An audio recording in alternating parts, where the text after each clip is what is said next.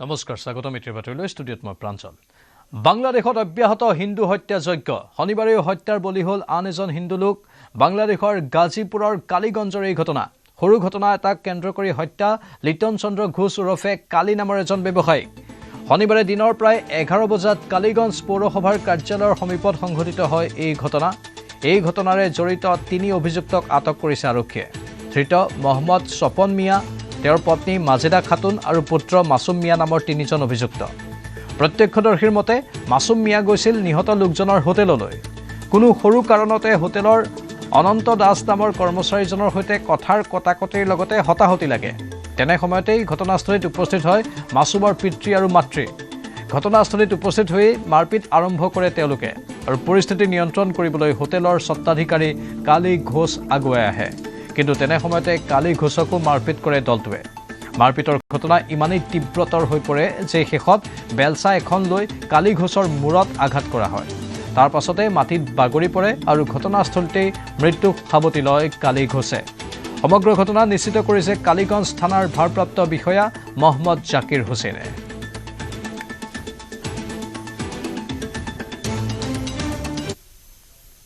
বিহু ঝুমুৰৰ পিছত বাগৰুম্বাৰ বিশ্ব অভিলেখেৰে চমক দিলে অসমে সৰু সজাইত প্ৰধানমন্ত্ৰী নৰেন্দ্ৰ মোদীৰ সন্মুখত বাগৰুম্বা নৃত্যৰ ঐতিহাসিক পৰিৱেশন 10,000 শিল্পীয়ে পৰিৱেশন কৰিলে বাগৰুম্বা দহু 81টা বিধানসভা সমষ্টিৰ 23খন জিলাৰ শিল্পীয়ে পৰিৱেশন কৰে বাগৰুম্বা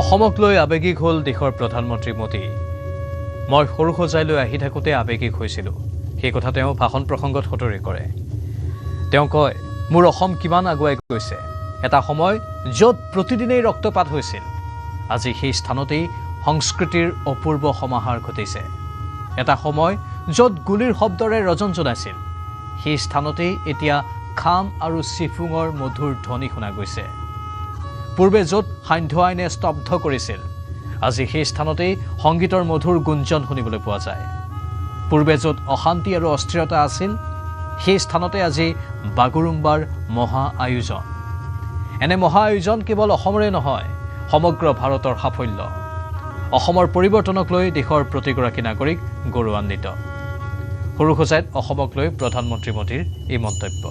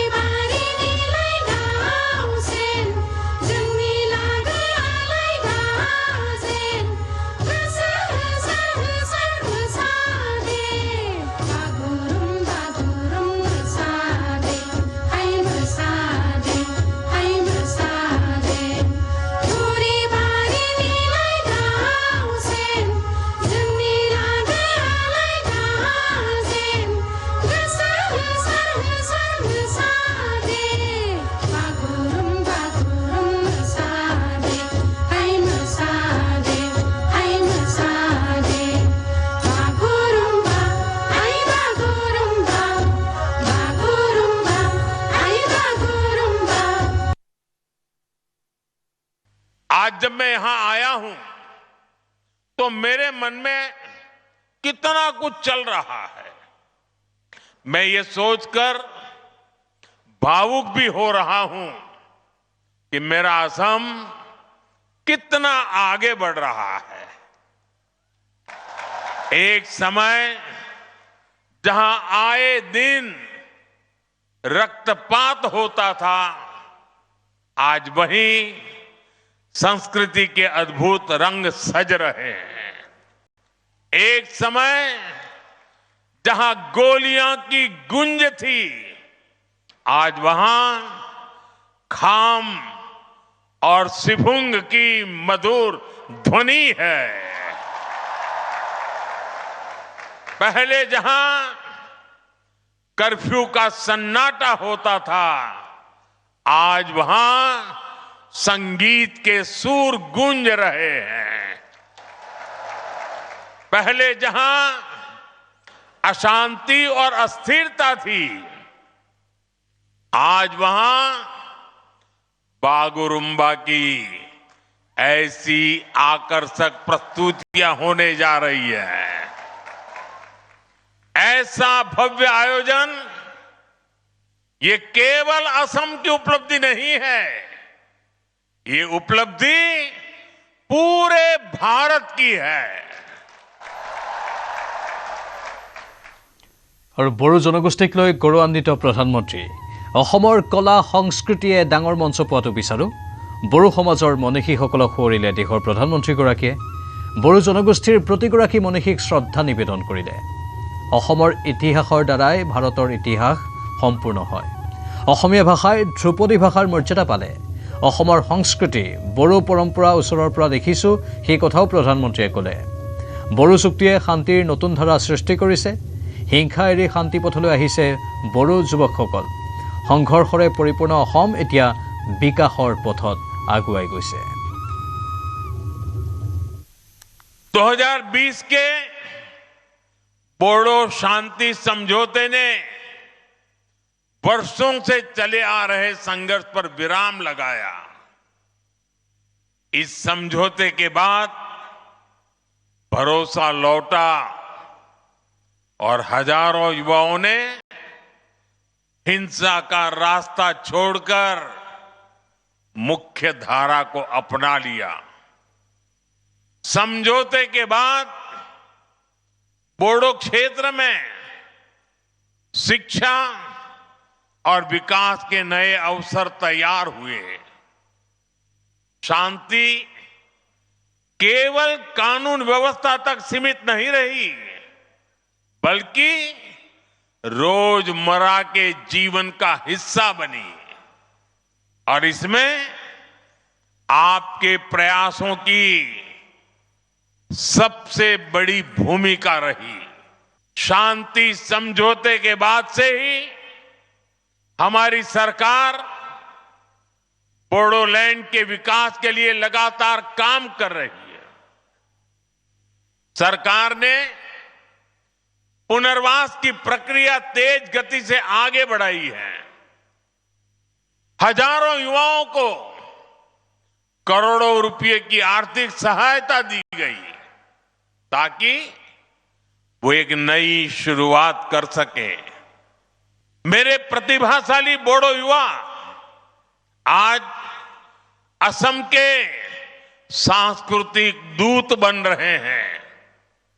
खेल के क्षेत्र में भी बोडो समाज के बेटे बेटियां नाम रोशन कर रहे हैं। वो आज नए विश्वास के साथ खुलकर नए सपने देख रहे हैं, अपने सपनों को पूरा कर रहे हैं और असम के विकास को भी गति दे रहे हैं। और সৰুসজাইত কংগ্ৰেছক তীব্ৰ কটাক্ষ প্ৰধানমন্ত্ৰীৰ। ভূপেন হাজৰিকাক ভাৰত ৰত্ন দিয়াৰ বিৰোধ কৰিছিল কংগ্ৰেছে। ছেমিকণ্ডাক্টৰ প্ৰকল্পৰো বিৰোধিতা কংগ্ৰেছৰ। কৰ্ণাটকৰ কংগ্ৰেছী নেতাই ছেমিকণ্ডাক্টৰ অসমত হোৱাটো নিবিচাৰে। কংগ্ৰেছে অসমক উপহাস কৰে। ক্ষমতাৰ স্বাৰ্থত অস্থিৰতা সৃষ্টি কৰে কংগ্ৰেছে। वो कौन सी पार्टी है जिसने भूपेन हजारिका जी को भारत रत्न देने का विरोध किया था? कांग्रेस पार्टी। असम में सेमीकंडक्टर यूनिट का विरोध किस पार्टी ने किया था? खुद कांग्रेस की कर्नाटका सरकार के एक मंत्री ने, जो कांग्रेस के राष्ट्रीय अध्यक्ष के बेटे भी हैं।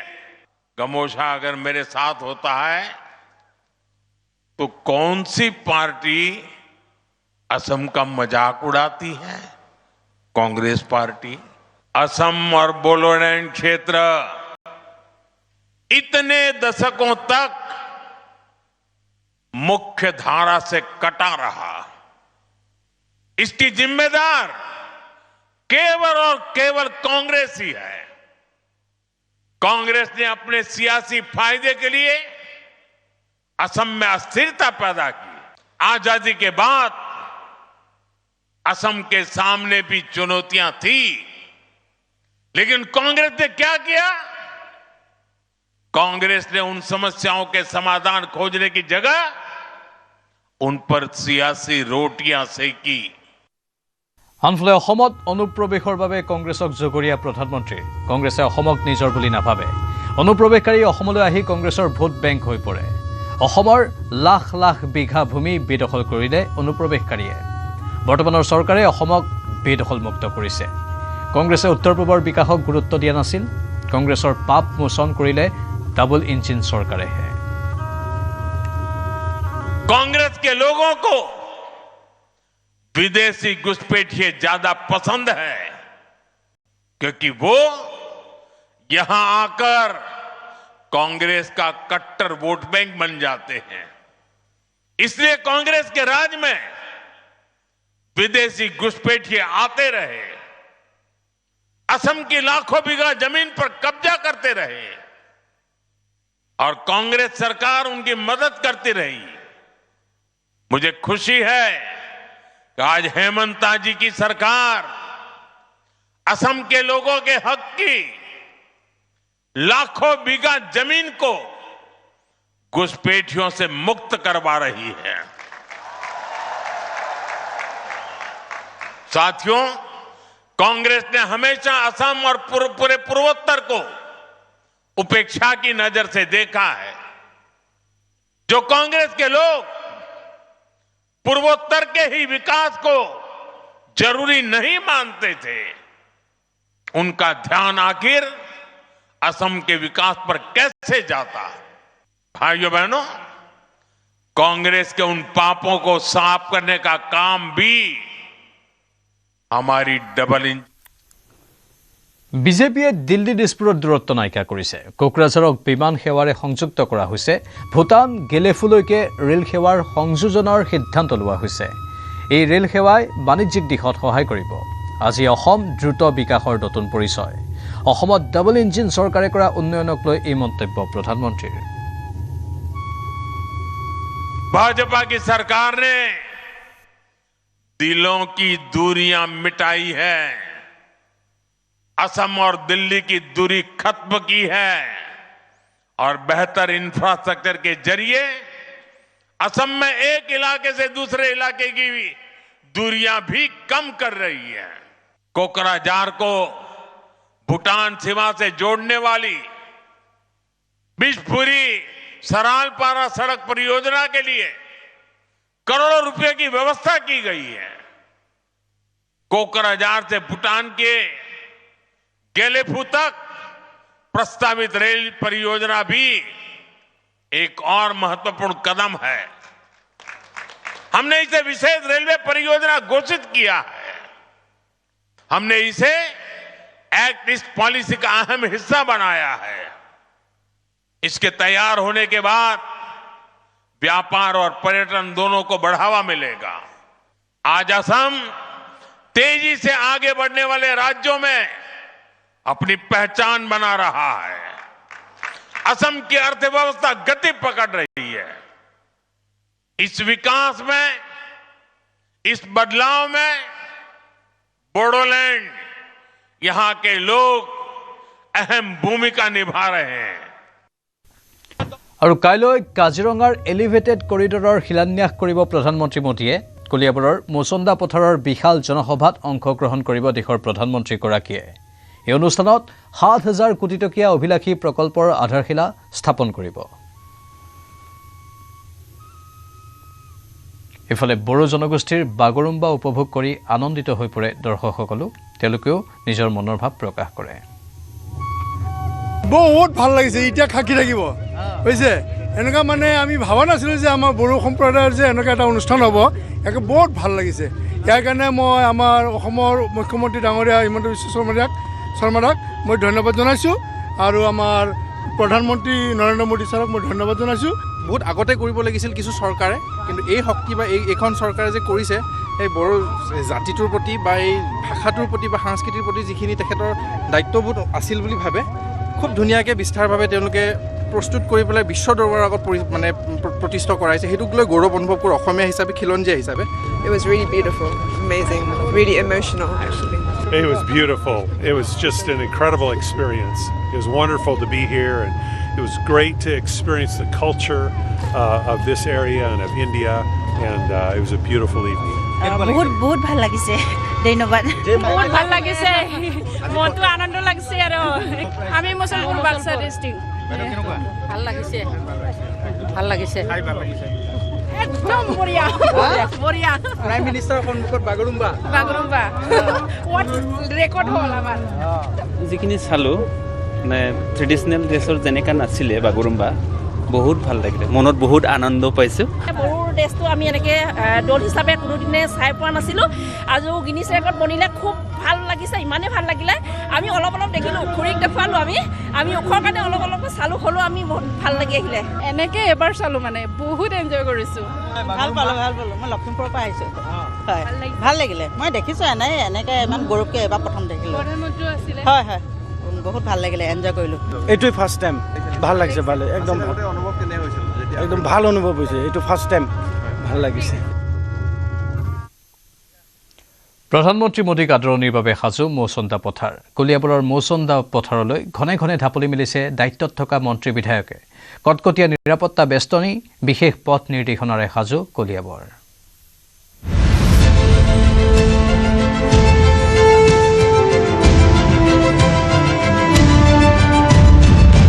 মোদীক আদৰিবলৈ সাজু কলিয়াবৰৰ মৌচন্দা পথাৰ। আৰু কেইঘণ্টামানৰ পাছতেই বিশাল মণ্ডপত থিয় দিবহি প্ৰধানমন্ত্ৰী।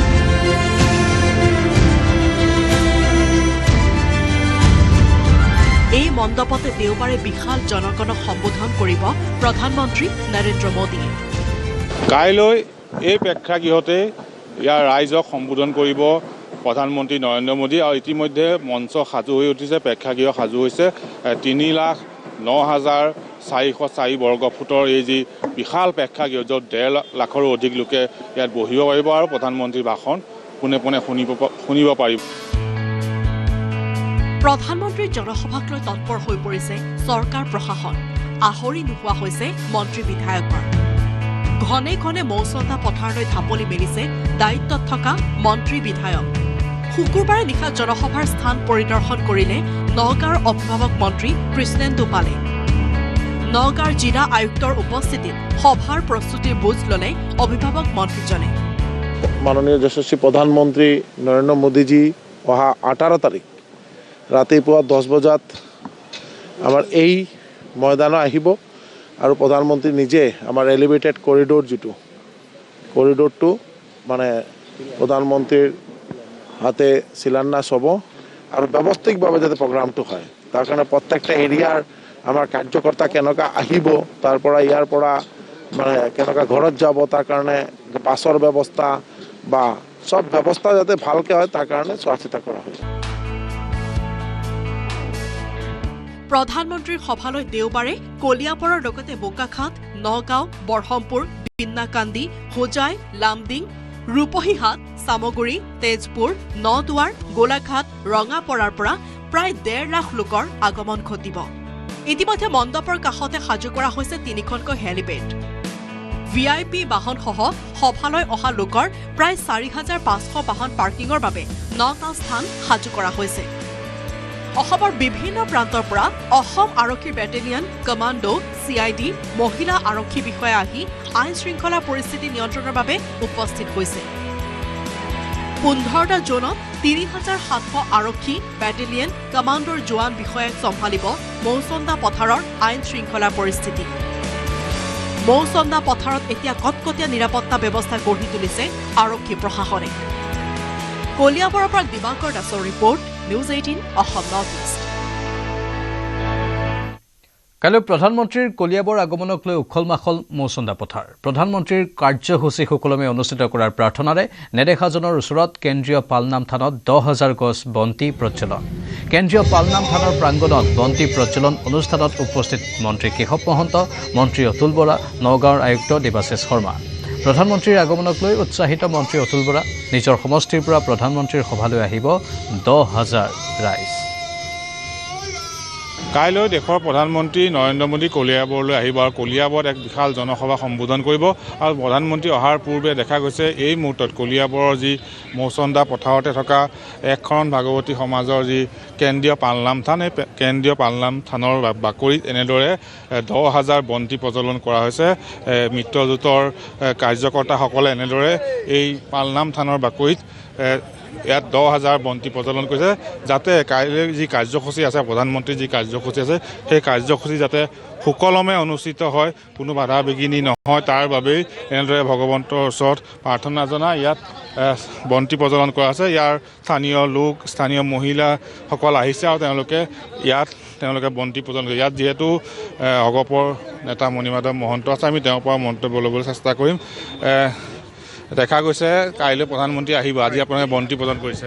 হয়, আজি কলিয়াবৰ ঐতিহ্য মন্দিৰৰ পালনাম থানত আমি 10,000 গছি বন্তি প্ৰজ্বলন কৰি দেশৰ মাননীয় প্ৰধানমন্ত্ৰী নৰেন্দ্ৰ মোদী ডাঙৰীয়াক আদৰণি জনাইছোঁ আৰু প্ৰভু ভগৱন্তৰ ওচৰত প্ৰাৰ্থনা জনাইছোঁ যাতে কালি গোটেই অনুষ্ঠানটো সুকলমে পাৰ হৈ যায়, তাৰ কাৰণে আজি এই ব্যৱস্থা কৰা হৈছে। হয়, নৰেন্দ্ৰ মোদী ডাঙৰীয়া আগমনক লৈ আমি সঁচাকৈ আহ্লাদিত হৈ আছোঁ, উদ্গ্ৰীৱ হৈ আছোঁ। প্ৰথম কথা আদৰণি জনাবলৈ, দ্বিতীয়তে যিটো অভিলাষী প্ৰকল্প লৈ আহিব প্ৰায় 7,000 কোটি টকাৰ প্ৰকল্প এলিভেটেড কৰিডৰ, এইটো মই ভাবোঁ উত্তৰ পূৰ্বাঞ্চলত প্ৰথম, ভাৰতৰ ক'ত আছে নাজানো, কিন্তু এই প্ৰকল্পই কাজিৰঙাৰ দীৰ্ঘকালীন জীৱ জন্তুসকলে সন্মুখীন হোৱা সমস্যাবিলাক সমাধান কৰিব, জৈৱ বৈচিত্ৰ্য ৰক্ষা কৰিব আৰু মানুহৰ পথৰ দূৰত্ব যথেষ্টখিনি হ্ৰাস পাব। মই ভাবোঁ ই অৰ্থনৈতিক ক্ষেত্ৰতো এটা নতুন পৰিকাঠামো সৃষ্টি কৰিব। হয়, বন্তি প্ৰজ্বলন প্ৰথম কথা পৰমেশ্বৰৰ ওচৰত প্ৰাৰ্থনা জনাইছোঁ যাতে কালিৰ অনুষ্ঠানটো খুব সুকলমে হৈ যায়। দ্বিতীয়তে আমি সকলো কলিয়াবৰী ৰাইজ একত্ৰিত হৈ বন্তি প্ৰজ্বলন কৰাৰ উদ্দেশ্যটো হ'ল যে তেখেতৰ এই ভৱনক আমি কলিয়াবৰলৈ স্বাগতম জনাইছোঁ এগছি বন্তিৰে। প্ৰধানমন্ত্ৰীৰ আগমনৰ বাবে কাইলৈ ৰূপহীহাটত গাড়ী ষ্টেণ্ড বন্ধ ঘোষণা প্ৰশাসনৰ। পুৱা 5 বজাৰ পৰা সন্ধিয়া 6 বজালৈ স্থানীয় বাহনৰ চলাচল সম্পূৰ্ণৰূপে বন্ধ ঘোষণা কৰিছে প্ৰশাসনে। উজনি নামনিৰ বাহন চলাচল কৰিব ৰূপহীৰ নগাঁও নলতলী ৰাজ্যিক ঘাইপথেৰে। কাইলৈ দেশৰ প্ৰধানমন্ত্ৰী নৰেন্দ্ৰ মোদীৰ আগমনক কেন্দ্ৰ কৰি নগাঁও নলতলী ৰাজ্যিক ঘাইপথত ই-ৰিক্সা, ডাম্পাৰ, স্থানীয় সকলো ধৰণৰ বাহনৰ যাতায়াত বন্ধ ঘোষণা কৰিছে প্ৰশাসনে। কলিয়াবৰত প্ৰধানমন্ত্ৰীয়ে বিশাল জনসভাত অংশগ্ৰহণ কৰি উদ্বোধন কৰিব কেইবাটাও উন্নয়নমূলক প্ৰকল্প। আমিও আপোনালোকৰ মাধ্যমে আমাৰ যোনবিলাক গাড়ী চালক আছে সিহঁতক ক'ব খুজিছোঁ যে কাইলৈ মেইন যোনটো ৰাষ্ট্ৰীয় ঘাইপথ আছে নগাঁও টু নলতলী, সেইটো ৰাস্তাৰ বাদে ভিতৰুৱা যোনবিলাক ৰাস্তা আছে সেইবিলাক দি পেলাই সিহঁতে গাড়ী চলাৰ কোনো অসুবিধা নেই, কিন্তু ৰাষ্ট্ৰীয় ঘাইপথত গাড়ী উঠালে হয়তো গাড়ী চিজ কৰিব পাৰে, জব্দ হ'ব পাৰে প্ৰশাসনৰ ফালৰ পৰা। বড়ো জনগোষ্ঠীৰ ফালৰ পৰা প্ৰধানমন্ত্ৰীক আদৰণি হাগ্ৰামা মহিলাৰীৰ। বাগৰুম্বাক বিশ্ব দৰবাৰলৈ নিয়াৰ বাবে মোদীক জনাই ধন্যবাদ। আজিৰ দিনটো অসমৰ বাবে এটা অতি গৌৰৱৰ দিন। বিজেপিৰ দিনতেই 2খন চুক্তি সম্পন্ন হৈছিল। বড়ো সমাজৰ বাবে কৰা এই প্ৰচেষ্টাৰ শলাগ ল'লে হাগ্ৰামাই। বড়ো শান্তি চুক্তি প্ৰধানমন্ত্ৰী নৰেন্দ্ৰ মোদীৰ দিনত হৈছিল। বড়ো ৰাইজৰ প্ৰতি প্ৰধানমন্ত্ৰীৰ মৰমৰ কেতিয়াও অৱদান কোনেও পাহৰিব নোৱাৰে বুলি বা নালাগে বুলি হাগ্ৰামাই সদৰি কৰে। আজি আমি সঁচাকৈ মুখেদি কৈ পেলাই আমি শেষ কৰিব নোৱাৰে। ভাৰত চৰকাৰ তথা অসম চৰকাৰৰ যিটো চেষ্টা বা আমাৰ বড়ো জনগোষ্ঠীক যেনেকৈ বিশ্বৰ দৰবাৰলৈকে আমাৰ যিটো বড়ো কালচাৰেল ডেন্স বাগৰুম্বা সেইটো বিশ্ব দৰবাৰলৈ যিটো প্ৰকাশ কৰিলে, সেইটো আমি বড়ো জনজাতি হিচাপে বা বড়ো সমাজ হিচাপে আমি কেতিয়াও পাহৰিব নোৱাৰিব আৰু আমি সদায় আমি সন্মান দি থাকিম 2003 চনত 10 ফেব্ৰুৱাৰীত যেটো বড়ো চুক্তি সেইটো আগৰ প্ৰধানমন্ত্ৰী অটল বিহাৰী বাজপেয়ী ডাঙৰীয়াৰ নেতৃত্বত হৈছিল আকৌ নতুনকৈ 2020 চনত 27 জানুৱাৰীত যেটো শান্তি চুক্তি বড়ো পিছ এগ্ৰিমেণ্ট সেইটো বিজেপি চৰকাৰৰ দিনত আমাৰ নৰেন্দ্ৰ মোদী ডাঙৰীয়াৰ নেতৃত্বত হৈছে এইটো সবে জানে তো আমাৰ প্ৰতি যেটো মৰম বিজেপি চৰকাৰৰ এইটো আমি কেতিয়াও পাহৰি যাব নালাগে আমি সদায় সন্মান দিব জানিব লাগিব অসমীয়াৰ প্ৰাণৰ শিল্পী জুবিন গাৰ্গৰ হত্যাৰ বিচাৰৰ আওতালৈ আহিব লাগিব 19 ছেপ্টেম্বৰৰ দিনা ইয়তত থকা ছিংগাপুৰৰ অসমীয়া শনিবাৰৰ শুনানিত এই দাবী গৰিমা গাৰ্গ আৰু পামি বৰঠাকুৰৰ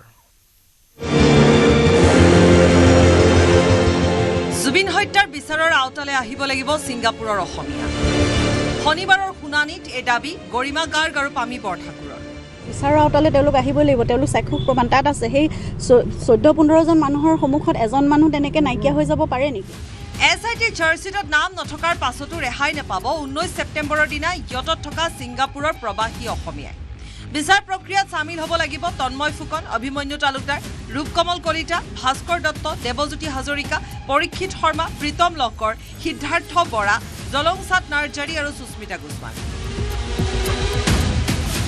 ইয়ত যাত্ৰা কালত 75 মিনিটৰ চৰম অৱহেলাৰ বাবে জবাবদিহি হ'ব লাগিব ইয়তত থকা প্ৰতিগৰাকী লোক এই দাবীৰে পুনৰ তদন্তৰ বাবে ইতিমধ্যে আবেদন জনোৱাৰ কথা জনালে গৰিমা গাৰ্গে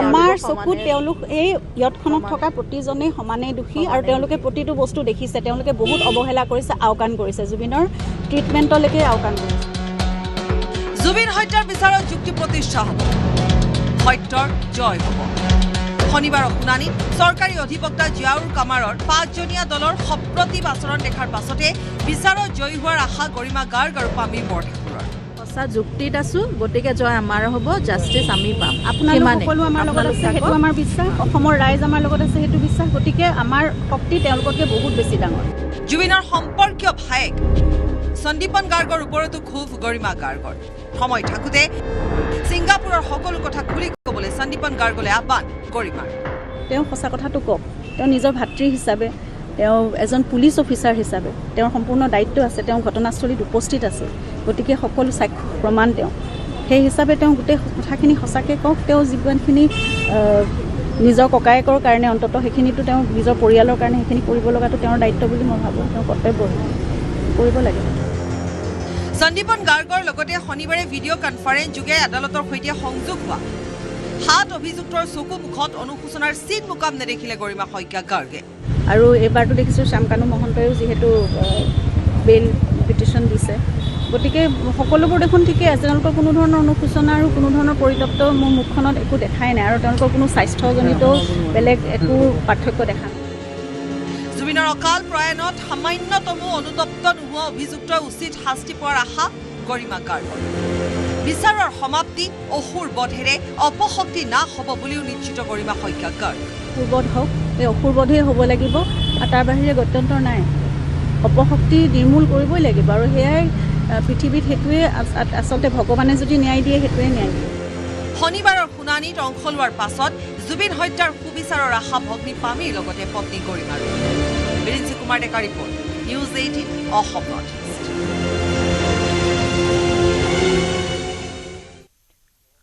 জুবিন গাৰ্গৰ হত্যাৰ গোচৰৰ চতুৰ্থ শুনানিত আদালতত জামিন আবেদন দাখিল কৰিলে শ্যামকানু মহন্ত আৰু নন্দেশ্বৰ বৰাই ইতিমধ্যে জামিনৰ বাবে আবেদন জনাইছিল সন্দীপন গাৰ্গ পৰেশ বৈশ্য আৰু অমৃত প্ৰভা মহন্তৰ অধিবক্তাই 22 জানুৱাৰীত পুনৰ জামিনৰ শুনানি হ'ব 5 অভিযুক্তৰ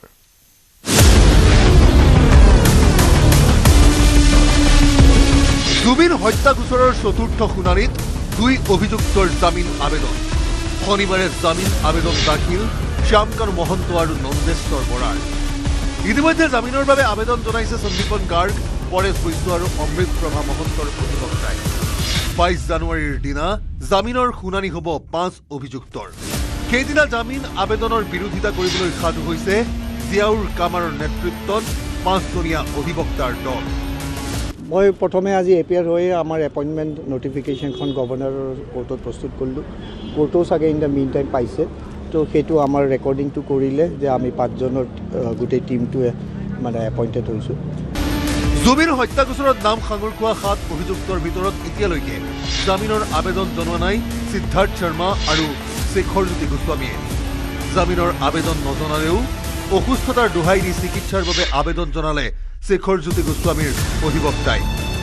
সিদ্ধাৰ্থ শৰ্মাই এখন পিটিশ্যন দিছিলে আৰু শ্যামকানু মহন্তৰ এখন পিটিশ্যন আছিলে। তেওঁলোকে বাহিৰৰ পৰা মানে ভিডিঅ' কনফাৰেন্সিঙৰ যোগেৰে কেছকেইটা কৰিব বিচাৰিছে তেওঁলোকৰ এডভকেটে।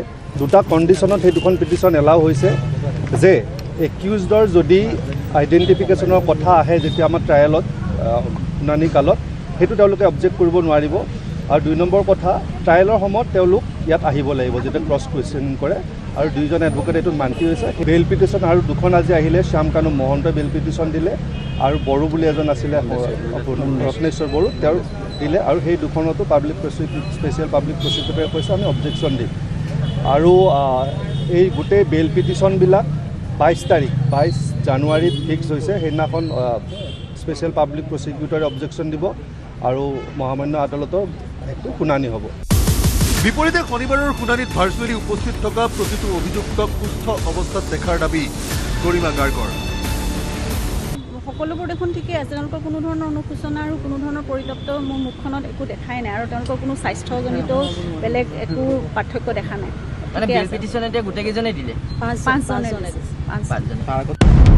ছিংগাপুৰৰ প্ৰৱাসী অসমীয়াৰ বিৰুদ্ধে গৰিমা শইকীয়া গাৰ্গ আৰু পামী বৰঠাকুৰে অনা অভিযোগক ন্যায্য আখ্যা অধিবক্তাৰ। নতুনকৈ তদন্ত চলালে জুবিন হত্যা গোচৰত ইহঁতত থকা ছিংগাপুৰৰ প্ৰতিজন প্ৰৱাসী অসমীয়াৰ নাম সাঙুৰ খাব বুলি দাবী কৰিলে অধিবক্তা অপূৰ্ব শৰ্মাই। যদি এভিডেন্স লওঁতে যদি মেটেৰিয়েল ছাৰ্ফেচ কৰে তেতিয়াহ'লে তেওঁলোকৰ এগেইনষ্টে আমি ছেকশ্যন 319 CRPC মই আগৰ ছেকশ্যনটো যদি কৈছোঁ, সেই 319ত আমি নতুনকৈ আছামীবিলাককো ইয়াতে টানি আনিব পাৰিম। জুবিন হত্যা গোচৰৰ তদন্ত প্ৰক্ৰিয়া ক্ষিপ্ৰ কৰিবলৈ বিশেষ আদালত গঠনৰ আহ্বান অধিবক্তা অপূৰ্ব শৰ্মাৰ। বিশেষ আদালত গঠন কৰি প্ৰতিদিনে শুনানি অনুষ্ঠিত নকৰিলে 20 বছৰেও জুবিনে ন্যায় নোপোৱাৰ আশংকা অধিবক্তাগৰাকীৰ। 22 জানুৱাৰীত জামিনৰ শুনানিৰ পাছত 30 জানুৱাৰীত নিয়মীয়া শুনানিৰ দিন ধাৰ্য কৰিছে আদালতে। কিছুদিনৰ ভিতৰতে জুবিন হত্যা গোচৰত চাৰ্জ ফ্ৰেম হোৱাৰ আশা আছে আদালতত। চাৰ্জ ফ্ৰেম হ'লেই আদালতত সশৰীৰে উপস্থিত থাকিব লাগিব শ্যামকানু মহন্ত, সিদ্ধাৰ্থ শৰ্মা, শেখৰজ্যোতি গোস্বামী, অমৃতপ্ৰভা মহন্ত, সন্দীপন গাৰ্গৰ লগতে 2 নিৰাপত্তাৰক্ষী। বিৰিঞ্চি কুমাৰ ডেকাৰ ৰিপৰ্ট, অসম নৰ্থ ইষ্ট।